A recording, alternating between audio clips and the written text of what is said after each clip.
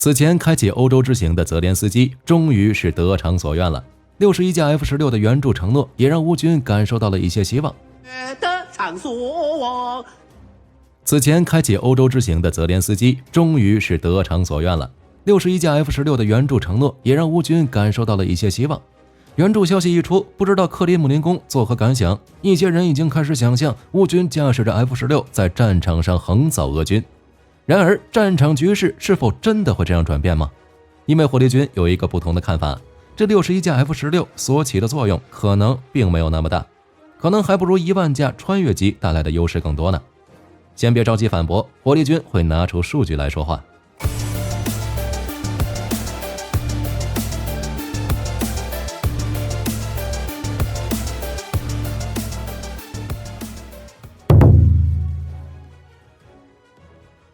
通过火力军前面的影片，各位也已经了解，为了这次反攻，乌克兰压箱底的王牌部队都出动了。打了500多天的战场，已经来到了一个关键时刻。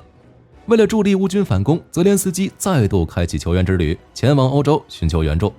尤其是战机、坦克等重型装备，荷兰所宣布的42架战机援助给了泽连斯基定心丸。同时，荷兰也将与其他国家一起尽快帮助乌克兰训练飞行员与工程师，以便 F-16能尽快形成战力。在荷兰宣布援助 F-16之后，丹麦首相与泽连斯基会面时也宣布将提供19架 F-16战机，一次性获得61架 F-16。这对乌克兰来说确实可以提升前线士气，缓解反攻受阻的悲观气氛。许多人认为海马斯可以改变战场态势，为乌克兰提供远程火炮优势，还能打击俄军后勤。但俄军很快就找到了应对方法，将后勤地点设置在了海马斯射程之外。还有许多人认为北约制式坦克可以帮助乌军前线进攻，结果却是这些先进坦克在这场反攻行动中起到的作用微乎其微，并没有有效突破俄军防线。在反攻初期，甚至一次性损失了10余辆北约坦克，只是让乌军伤亡率降低了。毕竟北约装备最强大的一个方面就是保命能力。在许多人的想象中， F-16战机负责夺取战区制空权，发射导弹打击大后方的俄军弹药库、兵站以及补给中心，甚至是俄军的炮兵部队。然后乌军地面装甲部队就可以在 NASAMS 防空系统与复仇者野战防空的掩护下撕开俄军防守薄弱环节。单就制空权的争夺来看，乌军想要通过 F-16来夺取意义并不大，因为空中力量处于绝对劣势的乌军难以挑战俄军的制空权。从冷战时期，苏联就已经知道，一旦华约与北约发生战争，北约将会控制大部分制空权，所以苏联非常重视野战防空，利用大量野战防空导弹保护地面装甲部队。俄罗斯呢，自然继承了这套理论。但 F-16能为乌军提供的只有公平战斗的基础，可以威慑俄空天军，在前线与乌军保持一定的距离。这架战机本身并不能带来空中优势，因为 F-16的设计引入了能量机动理论，这也是首个运用这套理论设计的战机。最大的好处就是可以尽可能的减少能量消耗，让战机继续保持良好的机动能力。所以 F-16在转弯半径、转弯速度以及加速度等方面十分优秀，可以轻松做出大过载机动动作。也正因如此， F-16被冠以格斗之王的称号。在美军的作战定位中，这是一款中型多用途战机，自带的万金油作战属性确实可以让当前的乌军兼顾制空作战以及对陆打击。但是有一点我们不难忘记， F-16作为一款中型战斗机，其战力本身就和重型空优战斗机存在着较为明显的差距。这也是为何火力军在看到这61架 F-16之后，依旧感觉难以扭转局面，更别说建立空中优势了。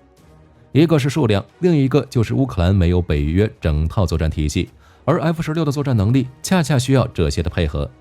在海湾战争中，联军是获得了绝对制空权，仅用了42天就击败了号称军力前几的伊拉克。伊拉克最自以为傲的陆军几乎被摧毁殆尽，战损比高达惊人的1000比3。联军依仗大量先进作战飞机以及各类电子战机、预警机等，从交战初期就展现出强大的碾压态势，通过空袭摧毁了伊拉克的空军和防空设施，以及发电厂、通讯设施、港口、炼油厂、铁路和桥梁等基础措施。在此后的战争期间，联军空军几乎畅通无阻，这才是夺取制空权的范本。但在乌克兰战场难以重现。在乌军拿到 F-16之后，真实的应用场景不应该是夺取制空权，而是用来执行要地防空任务，保护基辅、赫尔松等重要城市。另外，也可以进行空中游击战，以单机方式对俄军武装直升机进行拦截，可以负担部分地对地打击任务，也能更好地搭配北约援助的导弹。作为空中发射平台，在防区外打击俄军目标。除了以上所说的这些， F-16 也可以作为前线乌军目标和弹药补给基地的机动防空力量，只是不知道效果怎么样。因为现在的俄空天军几乎完全依靠发射远程导弹对乌军目标进行打击的。而在乌克兰战场，一种廉价且有效的战争方式正在重塑战争的面纱。与价格高昂的战斗机不一样，无人机量大管饱。如果北约将61架 F-16 等价换成几万架无人机，所带来的作用要远远超过 F-16 战机。如果说海湾战争让各国第一次见到信息化战争形态，那么乌克兰战场就是第一次告诉各国，无人化作战才是未来。新一代信息技术与武器装备的深度融合，这些活跃在乌克兰战场的无人机有几个共同的特点：便宜、量大、易操作。最开始，乌军只利用无人机扔手雷或者高爆炸弹，一颗手雷才多大威力，顶多消灭几个士兵，或者摧毁一辆普通车辆。看似普普通通，但如果是几万架呢？你还敢轻视他们吗？哪怕再低廉的武器，如果能在战场上系统性的运用，就会产生一种新的战斗模式，并足以改变一场战争的走向。再到后来，乌俄开始大量使用自杀式无人机。乌俄凭借自杀式无人机和巡飞弹在前线对车辆进行打击，占到被摧毁车辆的 40% 左右。当然，在情报系统的帮助下，军舰、武装直升机、战斗机等也能发射导弹或制导炸弹武器，对地面部队进行精确打击。就像海湾战争中北约对伊拉克军队降维打击一样，但与无人机相比，这些武器就太贵了。发射一枚战斧巡航导弹就需要60万美元。即便是财大气粗的美军也要省着点用。这些人工操作的自杀式无人机实现了战争成本的大幅降低。俄乌战场上所使用的无人机最便宜的仅有1000多美元，这可比反坦克火箭弹便宜多了。而且由士兵操作的无人机所展现出来的灵活性与对战场态势的掌握，都让这些武器在很多情况下比复合制导弹药更有优势。比如当导弹锁定目标为卡车，但战场上突然出现防空雷达时，导弹很难再做出优先打击雷达的选择，而人工操控的无人机就能做出这样的决策。前线士兵的判断力和选择权在此刻得以充分体现，这无疑提升了战术灵活性和实战效果。在去年的时候，俄罗斯在顿巴斯地区每隔10公里就布置一个大型电子战系统，距离前线约7公里，俄军还广泛侦测导航信号，就是为了防范乌军无人机。根据此前公开的消息，乌军装备的小型无人机主要分发给步兵班组。为此，乌军开创了无人机轰炸战术，使用小型无人机携带小口径迫击炮弹，飞至目标上空悬停后投放弹药，对步兵甚至坦克装甲车造成杀伤。在这种战术打击下，战壕和掩体等传统防御手段几乎失去了效果。步兵班组实际上拥有了自己的轰炸机，而这些无人机的价格相当便宜，只需要100万美元。就能组建一个100到1000架的无人机蜂群，可根据任务不同实施战场侦察，然后再进行小规模轰炸。这种打一下就跑的战术，俄军不管吧会暴露自己的部署情况，想管吧，这种在2到300米高空飞行的小目标太难对其监测了，并且投下的炸弹威力也不算小，至少会造成一些伤亡。如果没有很好的防御措施，时间长了肯定会让前线士兵的神经高度紧张。实事求是地说，这些民用无人机在复杂电磁环境下很难运用，因为容易受到大量干扰。但问题是俄军电子战手段太差，只能全频谱阻塞式干扰，这就会导致自己的通信设备也没法用了，只能放弃这种手段。即便乌军大量损失无人机，但只需要投入少量资金就能从国际市场持续采购。除了微型轰炸机，乌军还创造了一些其他的新奇战术。乌克兰边防部队在2023年1月份的时候发布了一部影片，名为《拯救2等兵马维奇》，展示了乌军无人机在被击落后，另一架无人机利用钓鱼线将其救回来。这种战术已经在前线多次使用了。另外，乌军无人机可不只是被动挨打，还能用来对抗俄军的反无人机系统，在一定程度上还能起到反辐射导弹的作用。在传统作战模式下，装甲车辆被视为最坚固的地面作战装备，有着非常强大的抗打击能力。比如在伊拉克遭遇战中，硬扛数十发 RPG 的挑战者坦克，而在地面作战模式下，战壕对士兵的保护作用不用多说，地面炮火和枪弹很难对这些躲藏在战壕中的士兵造成精确杀伤。进攻方需要消耗大量弹药，在付出巨大代价之后，才能攻陷敌方精心布置的战壕防御工事。但无人机的出现改变了战场上的一切。通过简单培训操作，安装上高分辨率的摄像头，装上相对廉价的炮弹，就能对战壕中的士兵进行精确、低成本的杀伤。而操作员却可以在安全的环境内注视这一切。凭借着小型化、快速化以及低成本的优势，无人机已经成为军事实现廉价信息化的重要手段，能执行战术侦察任务，能人员杀伤，还能进行作为反装甲武器，又或是为火炮校准。而那些传统野战防空系统主要针对战术飞机、武装直升机、导弹以及炸弹等，对于这种低慢小的目标很难做到发现并摧毁。在2020年的纳卡冲突中就已经说明，老旧防空系统难以对抗 TB2 这类的高空无人机。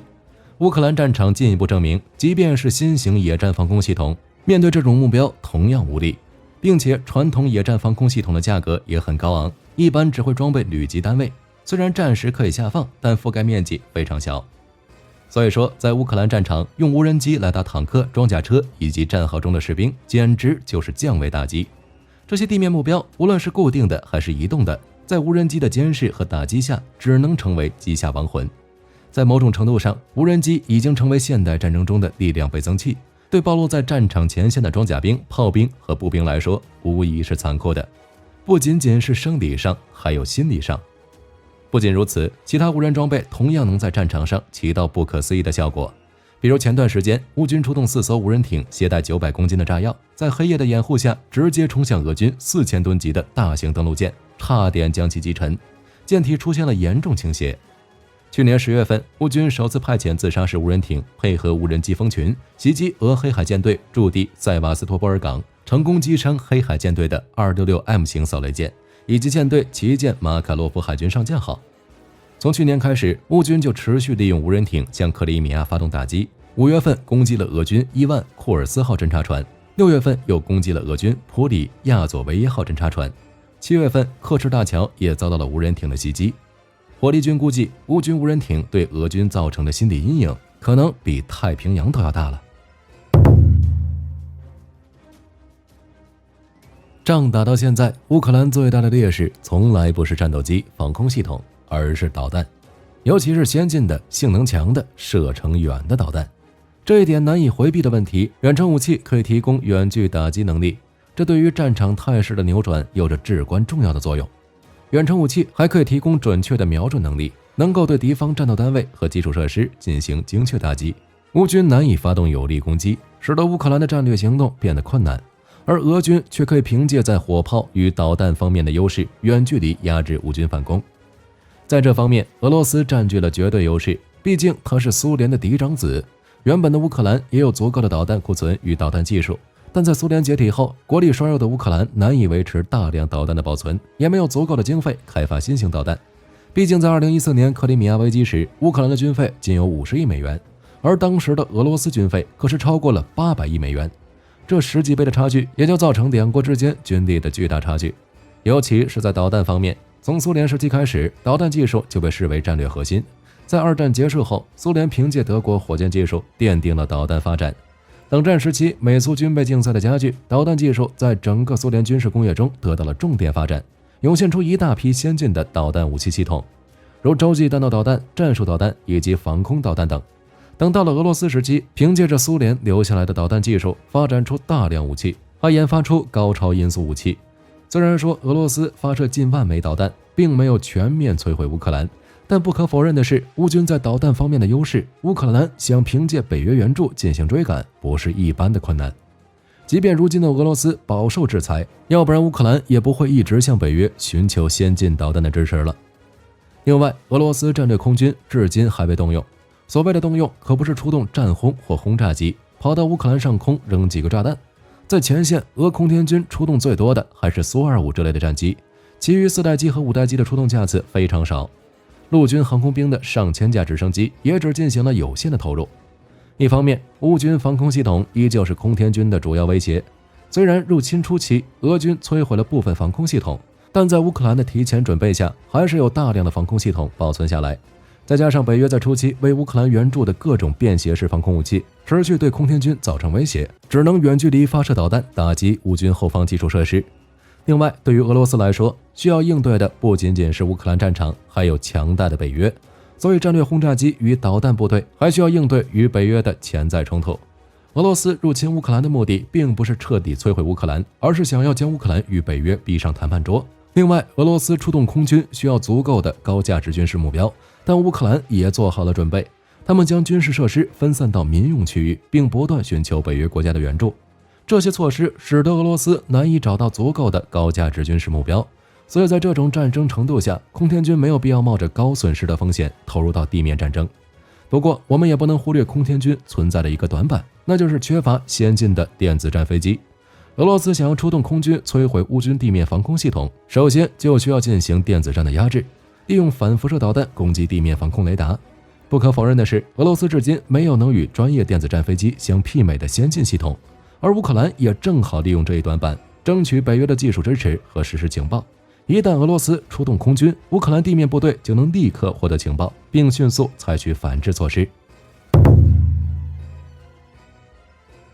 火力军之所以这么坚定坚持无人机，不仅仅是上面那些理由，更重要的自然是成本，包括学习成本、使用成本。作为最复杂的武器系统之一，学习驾驶战机对任何一支空军来说都是非常困难的，因为在战机升空后就只能依靠飞行员的驾驶，既要操作战机，还要发射战机上的武器装备，比如导弹发射、航弹投放，又或者是航炮打击。想要拥有一名优秀的飞行员，投入的成本非常高昂。首先要有模拟器的训练，然后教练基地带飞，最后还要各种实战模拟。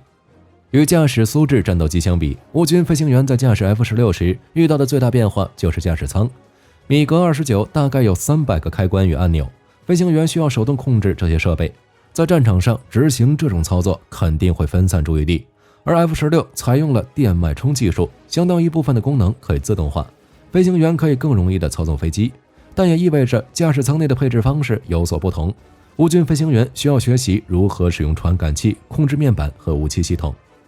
按照美军正常流程下， F-16 战机飞行员培训至少需要1年半的时间。想让 F-16 起飞不难，难的是如何在动态威胁环境下有效利用这架多用武战机，这一点可能需要数年时间。从飞行员单独驾驶到2架配合，再到4架编组配合战斗，这是一个多年的过程。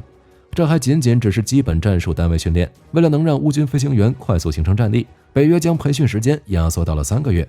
根据北约训练教官透露，乌军可以在短时间内学会驾驶，但战斗力仅限于自我防空。想要对俄军来袭导弹或飞机进行有效拦截，还需要进一步掌握红外系统或激光制导炸弹，进行低空夜间全天候地面攻击，这需要非常久的时间。除了飞行员以外，一架战机的有效运作还需要地勤人员与后勤帮张，这比 F-16 飞行员训练需要的时间更长，要达到一定的层次，可能需要几个月甚至几年。而相对来说，无人机操作员的培训就很简单的，在战场上利用无人机袭击俄军装甲部队的操作员，也许只是刚上战场，可能是一个跑1000米都会气喘吁吁，打枪都会脱靶，甚至引体向上都做不了的人，但就是能直接对俄军造成威胁。所以乌克兰认识到这一点，从今年9月份开始，便在乌克兰境内学校开设保卫乌克兰的课程，重点学习地雷安全基础和无人机操作等相关科目。在几个月前，乌克兰就宣布已经完成1万名操作员的培训，将组建60支无人机攻击连，甚至还启动了多家军用无人机公司生产新型无人机，包括拥有俄军无人机进行空对空作战的版本。在前线有数千乌军无人驾驶员，只需要1天就可以找到50个目标，然后引导炮兵进行打击。1个月下来，俄军要损失上千辆装甲车辆。另外，战斗机在使用成本上也要远远超过无人机。如果说一架民用无人机的成本为1000美元，1万架也才1000万美元，而一架苏34价值6000万美元，一架 F-16价值5000到9000万美元。如果换作是你觉得防住一架战机容易呢，还是防住1万架无人机容易呢？别说是1万架，哪怕出动几百架也能组成蜂群，给俄军造成巨大威胁。这也是为何乌军会这么重视无人机的主要原因。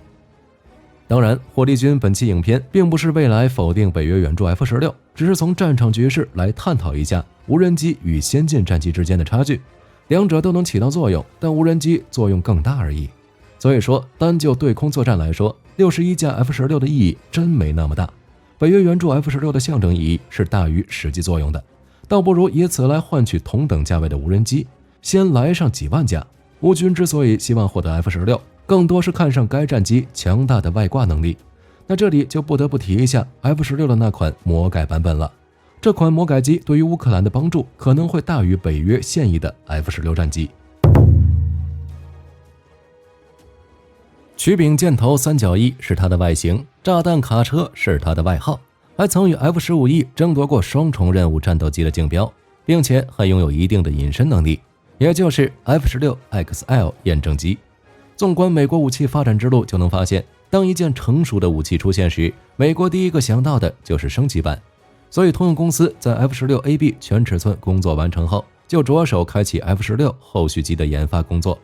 想着要设计出一种既能满足空军增强对地攻击的要求，还能保持 F-16原有的优异空战能力，同时还要在结构与设备上保持最大的通用性。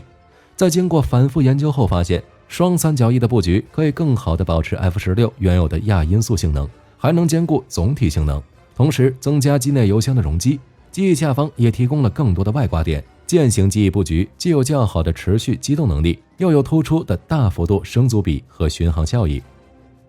F-16XL 非常强调机动性，并且具备超音速转弯能力。不过这也让 F-16XL 有一个不小的缺陷啊，持续转弯性能比较差。不过在模拟空战中， F-16XL 可以凭借卓越的翻滚性能弥补持续转弯性能的不足。除了这个问题以外， F-16XL 基本在所有操作条件下航向操控性都非常不多，在相同条件下 F-16XL 的翻滚性都能比 F-16A 好。飞行表明 F-16XL 的翻滚终止迅速，几乎不出现轻度过调，尤其是 F-16XL 大迎角机动飞行性能十分突出，远远优于 F-16A。 主要还是得益于飞机重心的调整，使得飞行中无需做任何空速与迎角限制，可以自动恢复角度偏移。F-16XL 采用双三角形机翼和加长机身，再加上采用了复合材料，增加前缘后掠角，并去掉副鳍和用保型挂架后， F-16XL 拥有超低于基础版本的雷达特征。在实施 F-16XL 飞行验证计划的同时，美军还与通用进行了可靠性与维护性评估，得到结果要比生产型 F-16好得多。在紧急状态下，为 F-16XL 挂载12枚 Mk82 炸弹、500发20毫米炮弹以及2枚 AIM-9L 导弹，加油于起飞前的各项检查工作仅需16分钟。美军为了充分发挥 F-16XL 的潜能，还将其纳入增强型战术战斗机项目的竞争，发展出一架可以深入敌方领空执行打击任务的战术飞机。